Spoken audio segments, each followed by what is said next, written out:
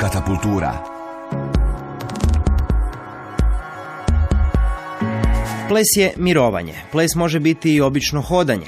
Odavno su to ustvrdili postmodernisti plesa, zalažući se 60-ih godina za to da plesati može svatko. Izražavanje pokretom i tijelom ne bi trebala biti samo povlastica talentiranih i do perfekcije izvježbanih plesača, o čemu suvremeni ples godinama svjedoči. Tom su se premisom vodili i umjetnički voditelji britanske skupine Can Do Co, Pedro Machado i Stine Nielsen, kada su 1991. godine prvi put na jednom mjestu okupili profesionalne plesače i osobe s invaliditetom. Can Do Co više od 20 godina dokazuje da teže pokretna tijela mogu podjednako savršeno plesati i da plesači s invaliditetom postižu isti stupanj profesionalnosti. U to se možete uvjeriti večeras kad nastupaju u Zagrebačkom kazalištu mladih u sklopu 31. tjedna suvremenog plesa. Integrirane skupine počele su tijekom 90-ih se javljati i u drugim europskim zemljama, a od 2010. integrirane radionice počele su se održavati i u našoj zemlji. Rezultat tih radionica vidjet ćemo sutra u prvoj integriranoj predstavi kolektiva IMRC, a više o tome u prilogu Katarine Kolege.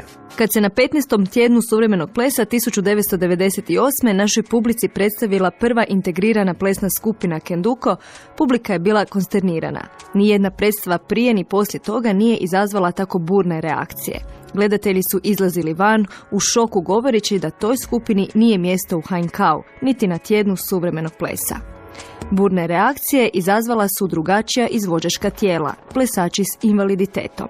4 godine poslije, Can Do Co ponovno nastupa na našem plesnom festivalu. Ovaj put uz ovacije i oduševljenje gledatelja. Kakva će biti večerašnja reakcija publike nakon dviju predstava u Zagrebačkom kazalištu mladih, teško je znati, no sudeći po svjetskom ugledu može se pretpostaviti da gledatelji neće biti razočarani, a najmanje šokirani. Skupine plesača sa i bez invaliditeta počele su se pojavljivati i u drugim dijelovima Europe. Naš dramski studio slijepih i slabovidnih Novi život također se okušao u plesu, pokazavši na 24. tjednu predstavu Nos vamos a ver.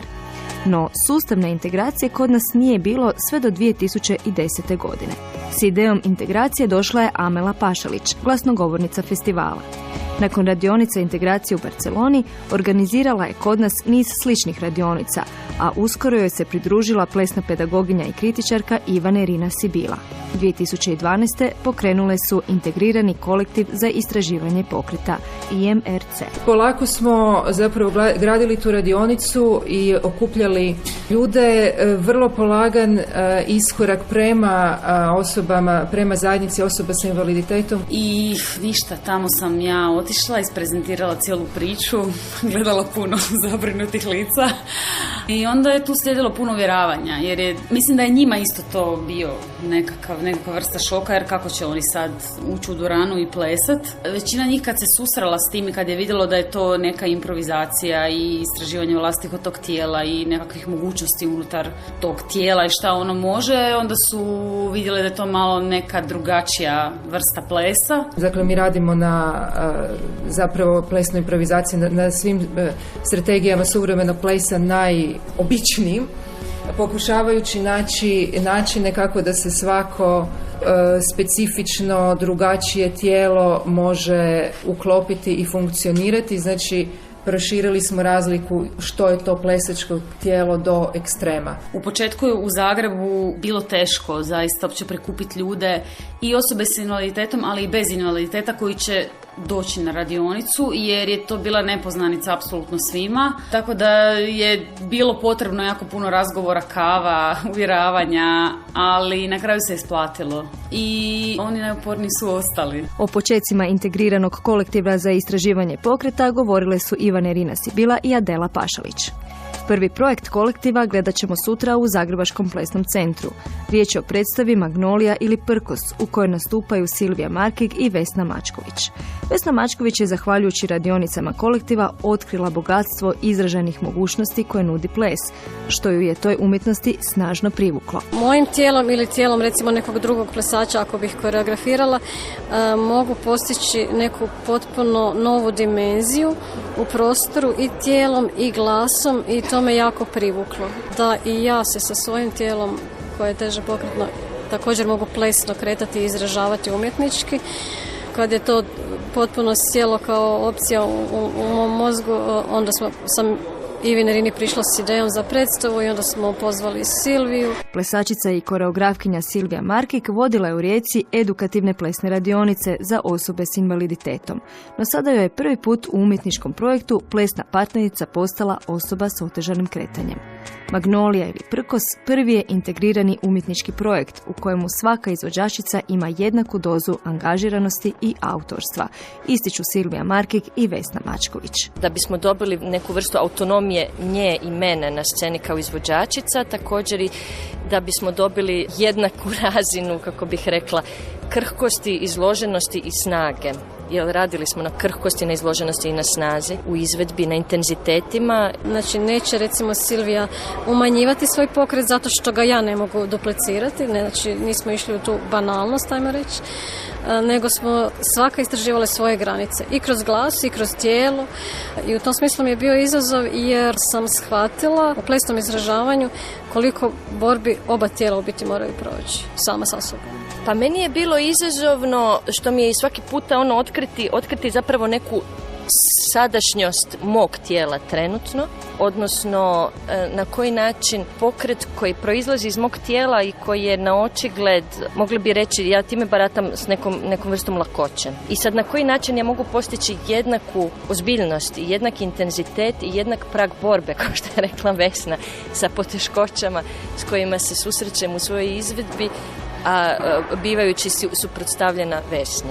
I na koji način opet nas dvije možemo jedno drugoj ponuditi lakoću i utjehu kada se onda nađemo zajedno u duetu. Forma dueta Vesni Mačković je vrlo privlačna jer nisi više sam kao prvo u proizvodnji, a kao drugo dobivaš za, pod navodnicima, isti sadržaj, impulse i reakcije iz drugih osoba koje te ili komplementiraju ili ti rade kontrapunkt, ali u svakom slučaju su vrlo kreativne u odnosu na ono kad si sam u nekom umjetničkom procesu. U integriranom umjetničkom procesu svi izvođači uče, ističe Amela Pašalić. Jako je zanimljivo uopće isprobati na koji način se može s nekim drugim raditi ko ne može stvari koje možeš ti. Zato je u IMRC kolektivu jednak broj plesača sa i bez invaliditeta. Tako je i najzanimljivije raditi, jer onda se vidi najviše ta neka različitost i uvijek se trudimo da je recimo otprilike pola osoba s invaliditetom bilo kakvim,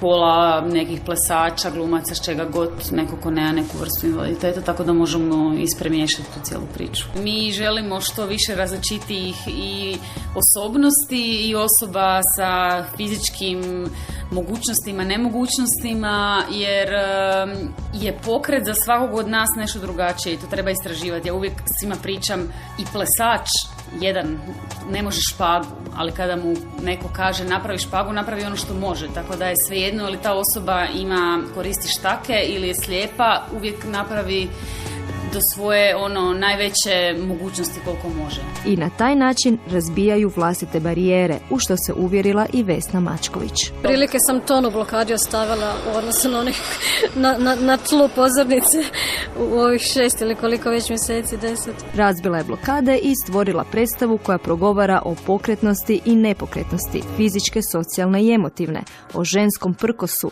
o tijelu koje se bavi samo sobom. IMRC dio je europskog projekta Unlimited Access, što je dosta važno, ističe Silvija Markik, zato što je bitno zapravo da se na neki način povežemo i pozicioniramo na jednoj široj mapi subjekata koji se bave takvom vrstom suradnje i takvom vrstom praksi. Prva predstava integriranog kolektiva za istraživanje pokreta na programu je sutra u 16 sati. Dođite, pogledajte i pridružite se, jer u IMRC-u mogu zaplesati svi.